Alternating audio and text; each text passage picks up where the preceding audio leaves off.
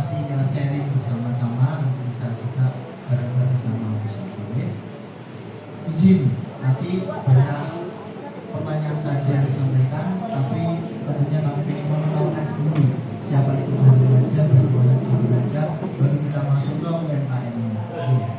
Setidaknya nanti kalau jenengan tanya-tanya ke kami, setidaknya jenengan semua sudah tahu soal ini Darul Najah.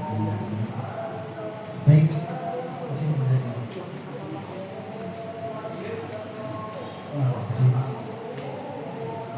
Jadi, baik, Yayasan Sosial Darul Najah itu yayasan bermula dari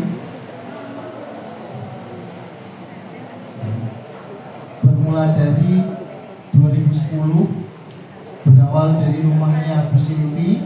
Beliau juga pendatang asli Lumajang yang dulu merantau ke Jakarta, datang ke Madura. Dengan kebiasaan atau keistimewaannya beliau selama kuliah sampai dengan menikah, mengundang anak yatim datang berdoa bersama di rumahnya, dan itu diistiqomahkan sampai Madura. Jadi setiap bulannya, setiap ada hajatan, mungkin sama seperti dengan semuanya awalnya begitu, didatangkan anak-anak yatim yang kurang mampu. Di sini kan Madura di Kamal spesifiknya banyak anak kecil yang dulunya nyelam besi. Ya, jadi kalau nanti pengen lihat pemotongan besi kapal tua ada di pelabuhan Kamal sini, beliau menemukan anak-anak ini, kenapa kok sampai nyelam ini, orang tuanya pada mana, awalnya begitu. Ternyata kebanyakan mereka adalah selain anak yang kurang mampu adalah anak yatim.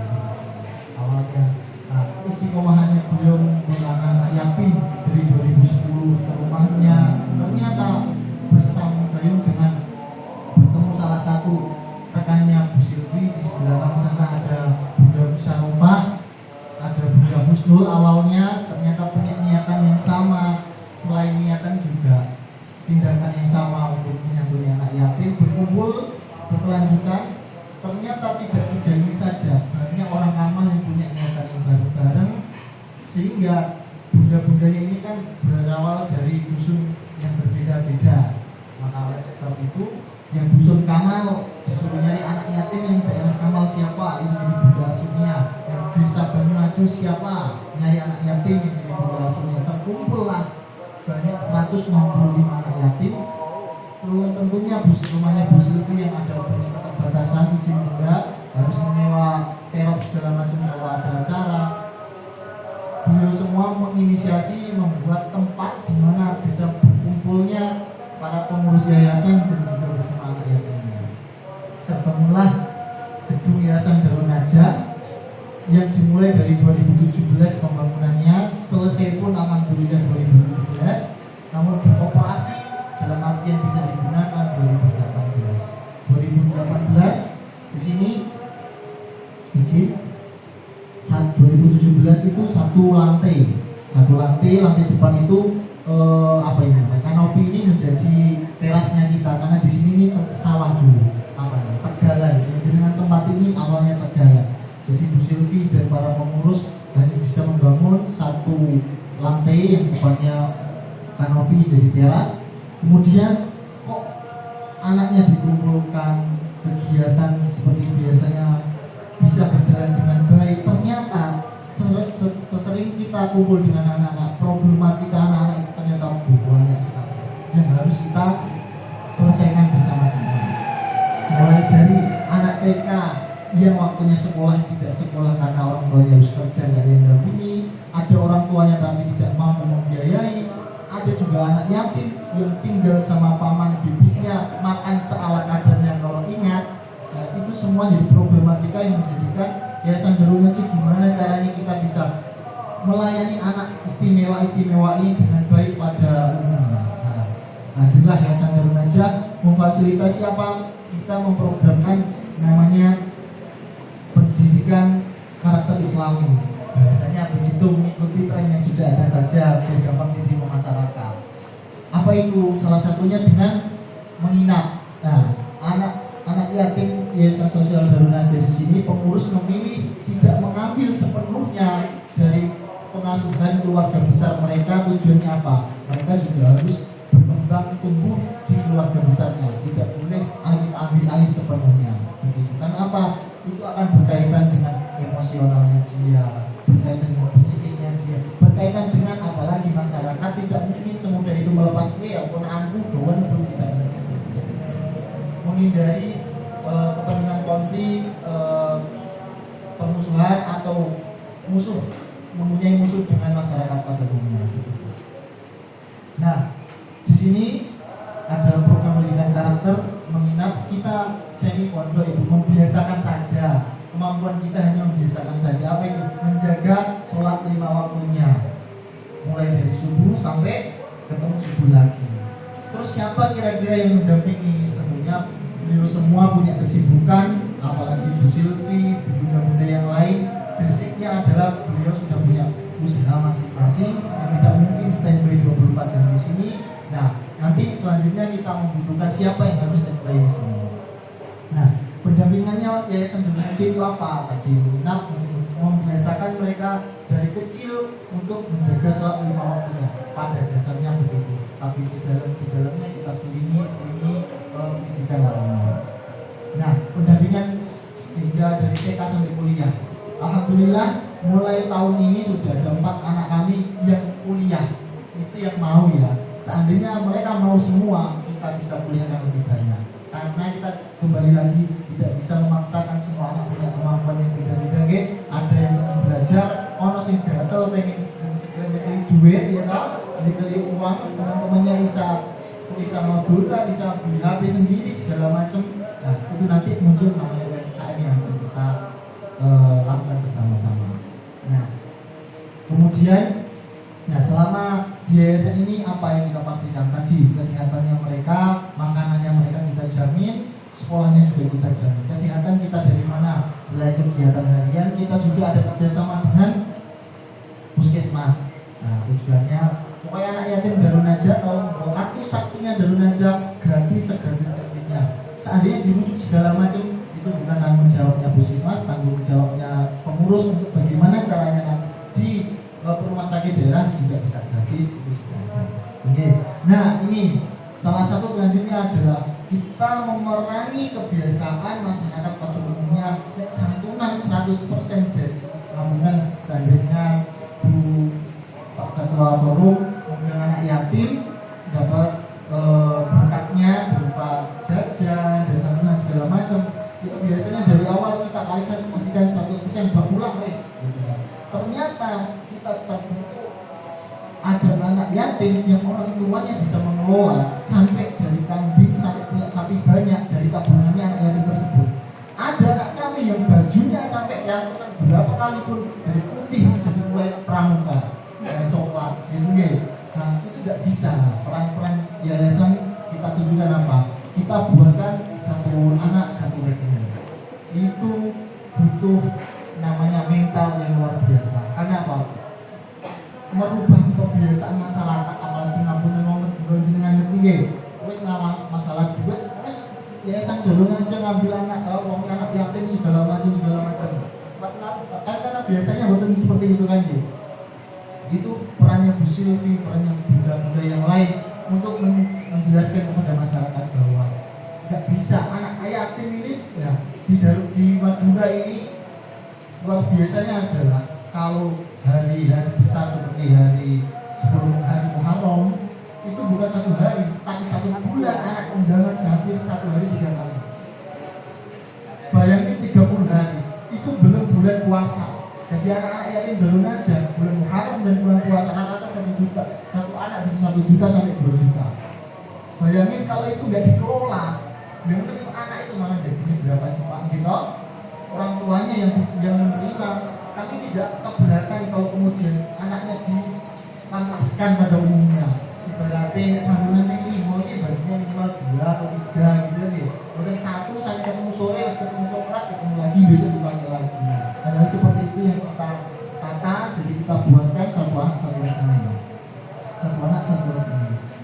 Kemudian nah ini program kita anak TK yang SD kadang gak beli sepatu minta kesini Nah ini kan punya tabungan, orang tuanya punya dasarkan, pun saya mau ambil tabungannya si A, sepatunya jebol, ya toh.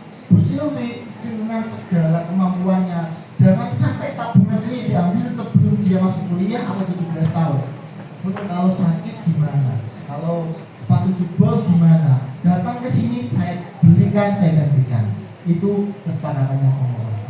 Dalam artian apa? Itu komitmen kami untuk menjaga bahwa anak-anak ini punya bekal. Kalau mereka nggak mau untuk kuliah, setidaknya nanti dia punya modal untuk nanti kalau 17 tahun berjualan es jumbo tak segala macam itu bisa dari modal sendiri, tidak kebingungan. Itu visi misi, goalnya, tujuannya tabungan itu di situ. Menengah ke atas, bukan menengah ke bawah. Dalam artian apa? Berarti ada potensi yang bisa kita ambil untuk dimanfaatkan oleh yayasan. Apa itu? Operasional mungkin nanti gurunya semuanya full dari pihak sekolah, listriknya. Nah dari situ kan terbantukan. Nah salah satunya seperti itu. Nah itu pun yang TK, yang SD. Di pondok pun tidak ada 43 anak yang di pondok. Per hari, per anaknya 1 bulan 250.000. Itu dari kami. Hitung wajib setiap bulan itu. Itu awalnya yang mengeluarkan bunda-bunda pengurus yang lain. Tapi Bu Silvi tertegun, tidak bisa begini terus. Sampai kapan? Iya kalau saya punya usaha, kalau yang lain usahanya lagi mati segala macam. Intinya yayasan ini tidak akan bergerak. Muncullah apa? Kita harus menjadi yayasan yang mandiri. Mulai dari mana? Usaha pertama kita yaitu Darun Najah Dekat dan Darun Najah Mat. Darun Najah Mat dulu. Darun Najah Mat itu nanti ada di video profil kami berbentuk koperasi dulu. Toko kelontong yang ada di dalam yang dulunya atap ini dulu di bawahnya selain tempat parkir kita jualan. Targetnya siapa? Karena kita dulu masih belajar, muga-muga pengurus yayasan tuku sabunnya ke sini, muga-muga wali yatimnya beli berasnya ke sini, gulanya ke sini. Awalnya begitu. Ternyata ada kesempatan kita bisa mengembangkan usaha Darun Najah Mat dan Darun Najah Dekat. Alhamdulillah dengan usahanya para pengurus ada tanah di depan situ. Bertahun-tahun dibuka usaha baju nggak jalan, usaha toko nggak jalan, di kafe nggak jalan. Akhirnya yang punya tanah dan gedung yang ada di tengah bisa lihat di belakang ada 2 lantai tersebut, tak jual saja. Yang awalnya nawar 1.500.000 nggak ada yang mau beli karena rekodnya begitu. Dengan Bu Silvi, hanya kok nggak ada yang beli. Bu Silvi datang, saya beli Bu. Tapi kami dari Darun Najah tidak mempunyai uang sebesar itu. Kami hanya mempunyai uang berapa Bunda? 100 juta. Kalau jenengan mau saya beli, kalau nggak mau nggak apa-apa. Tapi jumlahnya bukan 100 juta, 600 juta. Tapi kita megang uangnya 100 juta. 500 kan nanti gimana? Jawabannya gimana Bunda sini? Tak makakan, minta tolong kasih waktu berapa bulan? Berapa bulan Bu? 3 bulan untuk melunasi yang tersebut. Nah, caranya gimana nanti bisa langsung ditanyakan waktu sesi tanya jawab sama Bu Silvi. Itu luar biasanya pengurus Darun Najah. Sekali lagi saya minta tolong tepuk tangan untuk Bu Silvi dan rekan-rekan. Nah, dengan kebutuhan kita anak yatim 43 anak per harinya, per bulannya 250.000, itu kewajiban operasional yayasan yang masak sendiri, yang nyuci, yang ngepel sendiri, yang nyuci bajunya anak-anak sendiri, beda-beda segala macam, nggak bisa itu sendiri terus. Makanya kita mulai usaha. Nah, Darun Najah Mat dan Darun Najah Dekat ini kita tidak punya kemampuan untuk memulai lebih. Yang kita gandeng siapa? Siapapun orang yang mau membuka. Karena pengurus mempunyai beban moral yang tinggi kepada masyarakat. Kenapa? Gedungnya sudah selesai, tapi mau diapain ini? Kan mau diapain? Kita toko yang awalnya toko kelontong tersebut kita ubah menjadi Darun Najah Mat dengan tagline membeli berarti menyantuni. Semoga saya bisa mengetuk hatinya para masyarakat yang di sini. Dengan kita selain ada value tersebut, kita juga tidak seperti mencoba menyeimbangkan seperti minimarket ada ber AC dan segala macam. Ya alhamdulillah Meskipun tidak sesuai ekspektasi besar kami, setidaknya toko tersebut bisa berjalan, menopang operasional dasarnya yayasan seperti kebutuhan pokoknya, sabun, makanan, segala macam bisa ambil lagi dari situ. Nah itu. Terus kemudian lantai 2 ada kesempatan kita di sini kita lihat. Di sini orang Kamal ini kebanyakan kerjanya ke Surabaya. Di situ ada Universitas Trunojoyo Madura, banyak dosen-dosen muda yang punya anak, dua-duanya dosen. Begitupun di sini, bapak ibunya kerja semuanya. Ternyata kita survei, kita lihat kebutuhannya apa. Sulit mencari pendamping rumah atau pembantu rumah jaga anak. Kesempatan tersebut diambil selama Bu Sylvi membuka Darun Najat Daycare. Ternyata alhamdulillah sampai setiap bulan kita menolak karena kuotanya tidak mencukupi. Kita buka Darun Najat Daycare 1 yang ngisi wali yatim, susternya wali yatim. Kita datangin tuh dulu suster profesional dari Surabaya juga untuk melatih beliau-beliau ini biar apa? Biar bisa menjadi suster pada suster yang seharusnya. Karena meskipun beliau mempunyai anak, kadang yang dititipkan ini kan ngapunten orang-orang yang menang ke atas dan nanti berpendidikan. Jadi hal sekecil apapun kami nggak mau terjadi kepada anak-anak ini, atau kebiasaan memandikan yang tidak seharusnya, karena mungkin bisa kalau nggak dibekali tersebut kan anaknya dicelupno segala macam kan isaro, tapi dengan dilatih yang seharusnya bagaimana sih Bu. Nah, usaha tersebut bisa dimasukkan wali yatimnya. Jadi wali yatimnya berdaya, hasilnya nanti masuk ke yayasan. Biayanya berapa? Kalau di Surabaya saya yakin 1,5 juta atau 1 juta di atas ya, penitipan anak. Kita kalau ngangkat harga segitu tidak masuk. Dengan anggaran 800.000 per anak, alhamdulillah hampir rata-rata per bulan itu yang reguler 20 anak, yang tidak reguler harian 50.000 bayarnya. Kita datangkan suster tambahan, ya suster ibunya anak-anak ini yang pocokan bahasanya saya Pak. Ibu-ibu pocokan untuk handle tambahan anak tersebut. Nah selain suster ada guru pendamping Bu. Nanti ini saya. Guru pendamping ini untuk mengondisikan hariannya kegiatan anak-anak tersebut. Jadi guru pendamping ini bukan untuk ngasuh anak, bukan mandiin, ngasih makan segala macam, bukan. Mengisi materi, ngisi edukasi game edukasi. Kalau materi bukan materi, game edukasi, kegiatan mengordinir susternya segala macam, mengevaluasi susternya, itu guru pendamping. Nah guru pendampingnya diambil dari mana? Guru pendamping kami ambil dari Universitas Trunojoyo Madura yang sudah direkomendasikan bahwa ini bisa menjadi leader di Darun Najat Daycare dengan spesifikasi A, B, C, D, F, Z. Nah gajinya juga beda. Suster dan gurunya gajinya kita bedakan. Kalau kita samakan, instruksi yang diberikan oleh guru tersebut tidak akan didengar sama susternya. Jadi gimana caranya? PR-nya Darun Najat Daycare cuma satu.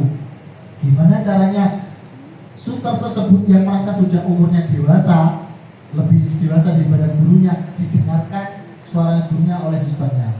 Dari awal saya menyampaikan bahwa di sini beliau ini adalah guru kami. Kalau jenengan tidak mengikuti kami, ini maksudnya ngomong ke suster, Bu, ini adalah guru saya. Kalau jenengan tidak menginstruksi kegiatan yang ada di sini, berarti sampai kepada saya. Tidak panggil, dudukan, mau lanjut atau tidak, beres. Kalau nggak gitu Bu, nah ini kita yang mulai usaha tuh yang terkendala tuh satu. Karena Bu Sylvi kalau kita di sini orang sosial, sakno ini yang jadi beban berat dari kami. Sakno ini berarti sandungan besar untuk usaha itu sakno. Kasihan Bu. Terus pekerjaannya nggak beres, kita kasihan.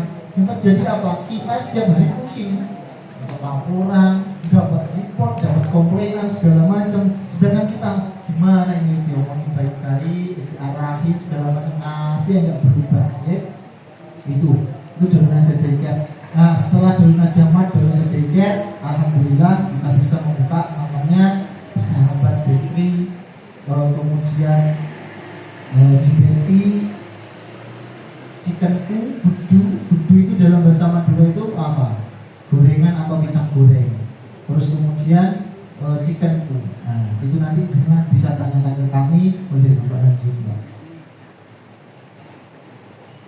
Nah itu sekilas sudah saya sampaikan semuanya. Untuk Sahabat Bakery juga lanjut Mbak yang terakhir, karena ini dari izin pamer nih, ngapunten izin pamer. Saya bilang pamer karena saya bukan pengurus, jadi saya pamer keberhasilan Bu Silvi dan pengurus yang lain tahun 2020 di zaman COVID tersebut muncul ide UMKM di situ Bu. Zaman COVID yayasan nggak ada orang datang berdoa, padahal di situ banyak orang yang sakit, sebenarnya banyak orang yang membutuhkan doa tapi nggak dari ke sini. Ibaratnya anak-anak santunannya harusnya banyak, karena zaman COVID tidak boleh berkerumunan segala macam. Anak-anak ini mendapatkan santunan hanya dari pengurus saja, kurang untuk mendapatkan tabungannya. Kita membuat namanya apa? All shop ya, bukan online shop, tapi semua kebutuhan masyarakat baik yang kayak itu tadi.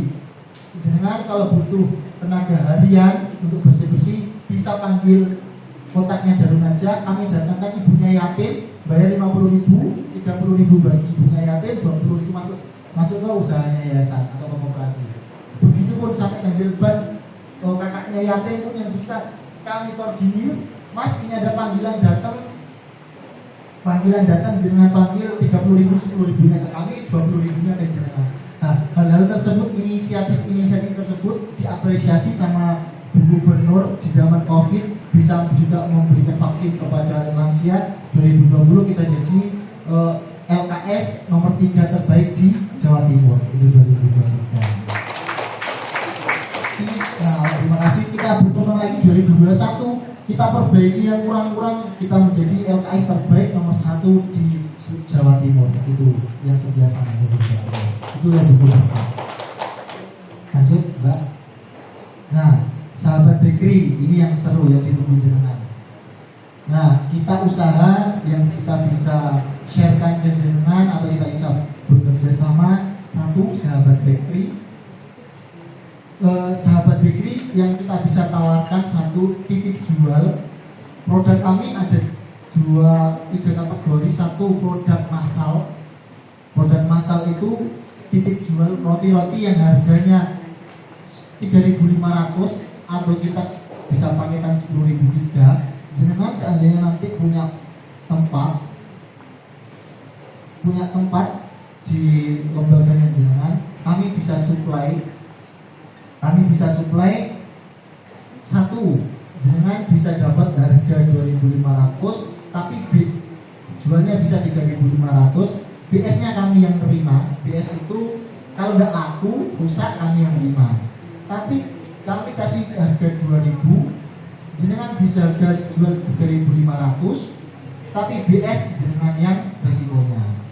Nah, itu gimana jumlahnya, Mas Ali? Jumlahnya jenengan terserah. Yang penting saya ke Surabaya bawa roti sejumlah 400 roti. Terserah lembaga ini berapa, lembaga ini berapa, minimal 400 roti setiap hari saya bisa kirimi. Itu begitu. Model titip jual namanya Bu, titip jual. Satu. Yang kedua, pesanan roti premium. Roti premium kami, nah ini yang kata saya punya produk itu, yang produk bisa dititip-titipkan di toko-toko yang insya Allah sudah berjalan sekarang ini. Jadi kayak toko roti Auka gitu loh Bu. Nah, roti Auka di toko berapa itu kita sudah jalankan. Nanti yang jenengan berkenan kita juga bisa seperti itu. Tentunya margin yang saya sampaikan tadi beda dengan margin yang saya berikan ke toko. Karena kembali lagi Bu Silvi, Mas, tolong diatur gimana caranya teman-teman saya ini beda dari yang lain, hasilnya harus lebih besar dari yang lain, tapi jangan sampai merugikan kita. Nah, rumus-rumus atau nominal-nominal tersebut yang sudah kami sampaikan itu salah satunya. Okay? Terus kemudian pesanan roti premium satu booknya 20.000, terserah mau jadi 4 roti, 3 roti bisa. Nah, itu marginnya berapa? Marginnya 1.500. Itu sudah terdiskon. Ngapunten contohnya jenengan punya lembaga, sekiranya anggarannya enggak segitu pun bisa dinegokan kepada Bu Silvi, saya mau buat acara harganya 15.000, minta roti beserta airnya bisa nanti saya kirim. Saya satu minggu ini kirim 2 kali, satu ke Bintang, satu ke mana kemarin ke Polda Jawa Timur. Ternyata yang pesan itu ibu-ibu propam. Yang kemarin kita acara THR, acara Bang Jati, kita ikut pameran, ternyata beliau beli dan juga cocok. Acara Bang Jati di THR kan sekarang dibuat konser-konser ini.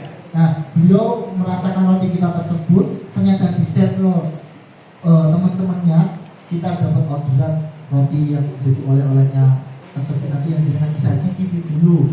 Oh bener ini wong propam kayak sangat seneng itu rasanya kayak apa sih jenengan bisa cicipi. Oke.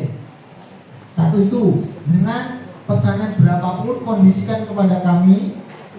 Nanti sampai bilang contohnya Bu Silvi saya butuh harga 15.000. Wes terserah gimana caranya saya dapat margin berapa Bu Silvi. Oke, bisa diinstruksi, bisa diarahkan ke kami.